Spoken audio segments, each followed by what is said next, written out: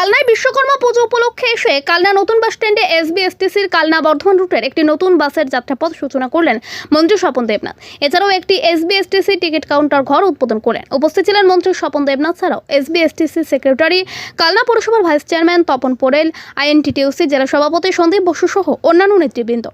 সৈয়দ আবু জাফরের report, SN Bangla. Dakshinbanga Rashtriya Paribahan সংস্থা তার সভাপতি সুভাষ মণ্ডল এসেছিলেন। এখানে পরিবেশ বান্ধব যে বাস, যে গ্যাস পরিচালিত, সেই বাসের একটা উদ্বোধন হলো। সেই সঙ্গে কালনা বাস স্ট্যান্ডে একটা বুকিং কাউন্টার অনলাইনে, সেটার উদ্বোধন আমাদের রাষ্ট্রীয় পরিবহন সংস্থার সভাপতি দক্ষিণবঙ্গের প্রাক্তন বিধায়ক সুভাষ মণ্ডল এসেছিলেন, আর ডিভিশনাল ম্যানেজার দীপ্তিমানবাবু এসেছিলেন। আমাদের আমন্ত্রণ করেছেন, আমি এসেছি, পৌরসভার এরাও এসেছিলেন।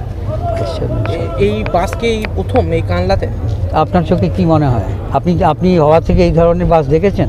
না, গোটা বর্ধমান জেলায় কি বাস আছে?